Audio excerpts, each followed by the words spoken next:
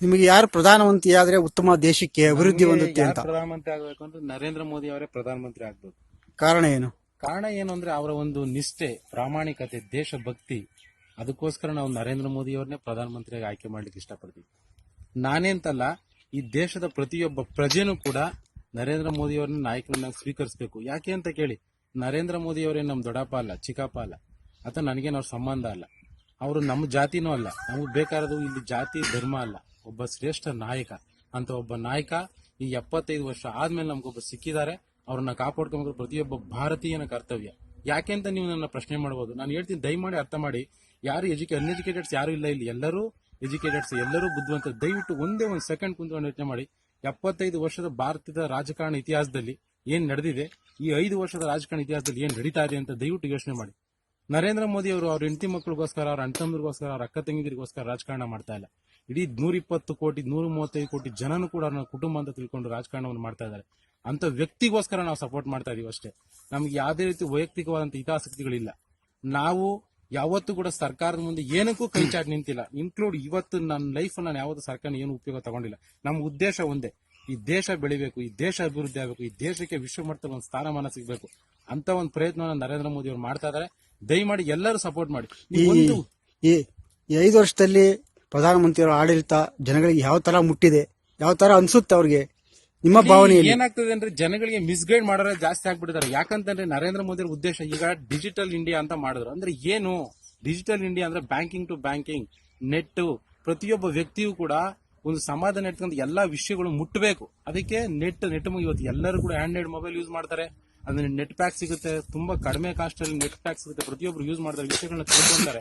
ಅದು ಇಂಪಾರ್ಟೆಂಟ್. ಇನ್ನೊಂದು ಏನಪ್ಪಾ ಅಂತಂದ್ರೆ, ನಮ್ಗೆ ಬೇಕಾಗಿರೋದು ಈಗ ಒಂದೇ ಒಂದು ಸೆಕೆಂಡ್ ನೀವು ಯೋಚನೆ ಮಾಡಿ. ಈ ಒಬ್ಬ ಸಾಮಾನ್ಯ ಗ್ರಾಮ ಪಂಚಾಯತಿ ಮೆಂಬರ್ ಅವ್ರ ತಾಯಿ ಯಾವತ್ತು 500 ರೂಪಾಯಿ ಅಕೌಂಟ್ ಅಲ್ಲಿ ಹೋಗಿ ನಿಲ್ಲಲ್ಲ. ಬಟ್ ಒಬ್ಬ ದೇಶದ ಪ್ರಧಾನಮಂತ್ರಿ ತಾಯಿ 500 ರೂಪಾಯಿಗೋಸ್ಕರ ಒಂದು ಬ್ಯಾಂಕ್ ಅಲ್ಲಿ ಹೋಗಿ ನಿಲ್ತಾರೆ. ಒಂದು ಸಾಮಾನ್ಯ ಆಟೋದಲ್ಲಿ ಓಡಾಡ್ತಾರೆ ಅಂದ್ರೆ, ಆಮೇಲೆ ಒಂದು ಸರ್ಕಾರಿ ಆಸ್ಪತ್ರೆಯಲ್ಲಿ ಅವರು ಚಿಕಿತ್ಸೆ ತಗೊಂತಾರಂದ್ರೆ, ದಯವಿಟ್ಟು ನೀವೆಲ್ಲ ಯೋಚನೆ ಮಾಡಿ. ನಮ್ಮ ದೇಶದಲ್ಲಿ ಏನಾಗ್ಬಿಟ್ಟಿದೆ ಅಂದ್ರೆ, ಉದಾಹರಣೆ ನಮ್ಮ ರಾಜ್ಯದಲ್ಲಿ ತಗೋಣ. ಯಡಿಯೂರಪ್ಪನವ್ರನ್ನ ಏನಾರು ಅಂದ್ರೆ ಲಿಂಗಾಯತ್ರಿಗೆ ಬೇಜಾರು, ಸಿದ್ದರಾಮಯ್ಯ ಏನಾರು ಅಂದ್ರೆ ಕುರುಬರಿ ಬೇಜಾರು, ದೇವೇಗೌಡರನ್ನ ಏನಂದ್ರೆ ಒಕ್ಕಲಿಗರಿ ಬೇಜಾರು. ಹಂಗಾರೆ ಡೆಮಾಕ್ರಸಿನ ಪ್ರಶ್ನೆ ಮಾಡೋದಿನ್ ಯಾರನ್ನ ನಾವು? ಇನ್ನೊಂದು ಹೇಳ್ತಾರೆ, ಜನಗಳೇನಾದ್ರು ಸೋಷಿಯಲ್ ಮೀಡಿಯಾದಲ್ಲಿ ಒಬ್ಬರ ಬಗ್ಗೆ ಕಮೆಂಟ್ ಮಾಡಿದ್ರೆ ಅವ್ರ ಬಗ್ಗೆ ನಾವು ಕೇಸ್ ಮಾಡ್ತೀವಿ ಅಂತ. ಹಂಗಾರೆ ಡೆಮಾಕ್ರಸಿ ಏನಕ್ಕೆ ಮಾಡ್ಕೊಂಡಿದ್ದೀರಾ ನೀವು? ಸರ್ವಾಧಿಕಾರ ಮಾಡ್ಬಿಡಿ, ಸರ್ವಾಧಿಕಾರ ಜಾರಿಗೆ ತಂದ್ಬಿಡಿ. ಜನಗಳಿಗೆ ಪ್ರಶ್ನೆ ಮಾಡೋ ಅಧಿಕಾರನೇ ಕೊಡಬೇಡಿ. ಪ್ರಶ್ನೆ ಮಾಡೋ ಅಧಿಕಾರ ಕೊಟ್ರೆ ತಾನೆ ನೀವು. ಏನಕ್ಕೆ ಸೋಷಿಯಲ್ ಮೀಡಿಯಾ ಇರೋದೇನಕ್ಕೆ? ತಪ್ಪು ಸರಿಗಳನ್ನ ನಾವು ಮಾತಾಡ್ಲಿಕ್ಕೆ. ದುಡ್ಡಿನ ಅದು ಹಣ ಮತ್ತು GST ಬಗ್ಗೆ ತೊಂದರೆ ಆಗಿದೆ ಸಾಮಾನ್ಯ ಜನಗಳಿಗೆ ಅಂತ ಹೇಳ್ತಾರೆ. ಹೇಳ್ತೀನಿ, GST ಅಂದ್ರೆ ಜನ ಒಂದು ಅರ್ಥ ಮಾಡ್ಕೊಬೇಕು. ಇವತ್ತು ದಿನವಹಿ ವಸ್ತುಗಳು ಮತ್ತೆ ಸಾಮಾನ್ಯ ಜನ ಯೂಸ್ ಮಾಡ್ತಕ್ಕಂಥ ವಸ್ತುಗಳು ಏನೈತೆ, ಅದೆಲ್ಲಾನು ಅವತ್ತಿನ ರೇಟು ಇವತ್ತಿನ ರೇಟ್ ಕಂಪ್ಯಾರಿಸನ್ ಆಫ್ ರೇಟ್ಸ್ ತುಂಬಾ ಕಡಿಮೆ ಆಗಿದೆ. ಈಗ ಉದಾಹರಣೆ ಯೋಚನೆ ಮಾಡೋಣ. 1 ಲೀಟರ್ ಪೆಟ್ರೋಲ್ ರೇಟು 2014 ನಲ್ಲಿ ಎಷ್ಟಿತ್ತು? 85 ರೂಪೀಸ್ ಇತ್ತು. ಇವತ್ತು ಪೆಟ್ರೋಲ್ ರೇಟ್ ಏನಿದೆ ಆಫ್ಟರ್ 5 ಇಯರ್ಸ್ ಆದ್ಮೇಲೆ? ಅವತ್ತಿನ ಬೇಳೆ ರೇಟು 150 ರೂಪಾಯಿ ಮುಟ್ಟಿದ್ದು. ಇವತ್ತು ಬೇಳೆ ರೇಟ್ ಏನಿದೆ? ಇದನ್ನೆಲ್ಲ ದಯವಿಟ್ಟು ಇದು ಮಾಡಿ. ಇದೆಲ್ಲ ಒಂದ್ ಕಡೆ ಸೈಡ್ ಬಿಟ್ಬಿಡಿ. ನೋಡಿ, ನಾವ್ ಯಾರು ಫ್ರೀ ಆಗಿ ಕೊಡಲ್ಲ. 50 ರೂಪಾಯಿ 10 ರೂಪಾಯಿ ಕೊಡ್ತೊಂಡ್ರೆ ನಾವೇನ್ ಬಡವರಾಗಲ್ಲ. ಏನೋ ಕಷ್ಟಪಟ್ಟು ದುಡಿತಾ ಇದ್ದೀವಿ, ನಾವು ದುಡಿಲೇಬೇಕು, ಜೀವನ ಮಾಡ್ತೀವಿ. ಅದೆಲ್ಲ ನಮ್ಗೆ ದೇಶಕ್ಕೋಸ್ಕರ ನಾವು ಏನ್ ರಿಸ್ಕ್ ತಗೊಳಕ್ಕೂ ನಾವು ರೆಡಿ ಇದೀವಿ. ಪ್ರತಿಯೊಬ್ಬ ವ್ಯಕ್ತಿನೂ ರೆಡಿ ಇದ್ದಾನೆ ಇವತ್ತು ದೇಶಕ್ಕೋಸ್ಕರ. ಸೈನಿಕರುಗಳಿಗೆ ಬುಲೆಟ್ ಪ್ರೂಫ್ ಜಾಕೆಟ್ ತರಿಸ್ಕೊಡಕ್ಕೆ 75 ವರ್ಷ ಬೇಕಾಗಿತ್ತಾ? ಇಂಥವ್ರು ಅಂತ ಬೇಡ, 75 ವರ್ಷ ಬೇಕಾಗಿತ್ತಾ? ನಮ್ಮ ದೇಶದ ಸೈನ್ಯವನ್ನ ಬಲಪಡಿಸಕ್ಕೆ 75 ವರ್ಷ ಬೇಕಾಗಿತ್ತಾ? ನಾನು ಹೇಳೋದಿಷ್ಟೇ, ನಮಗೆ ಪಕ್ಷ ಮುಖ್ಯ ಅಲ್ಲ, ನಮಗೆ ದೇಶ ಮುಖ್ಯ, ನಾಯಕರುಗಳು ಮುಖ್ಯ. ಈಗ ಕಾಂಗ್ರೆಸ್ ಅಲ್ಲಿ ಯಾರು ಲೀಡರ್ ಇಲ್ಲ ಅಂತಲ್ಲ, ಇದ್ರು. ಯಾರು? ನಮ್ಮ ಲಾಲ್ ಬಹದ್ದೂರ್ ಶಾಸ್ತ್ರಿ ಅಂತ ಪುಣ್ಯಾತ್ಮ ಇನ್ನೊಬ್ಬ ಹುಟ್ಟಲ್ಲ.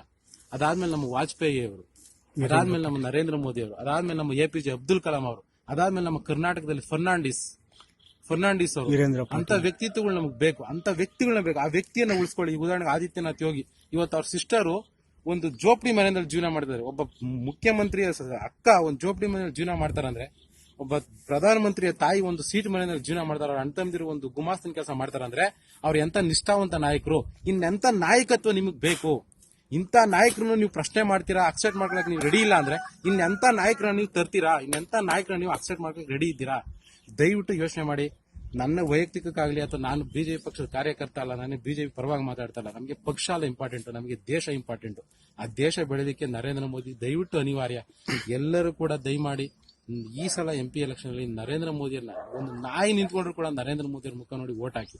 ನಾನ್ ಕೇಳ್ಕೊಳ್ಳೋ ದಯವಿಟ್ಟು ನಿಮ್ಮಲ್ಲಿ ಇಷ್ಟೇ. ಜೈ ಹಿಂದ್, ಜೈ ಕರ್ನಾಟಕ, ಭಾರತ್ ಮಾತಾ ಕಿ ಜೈ.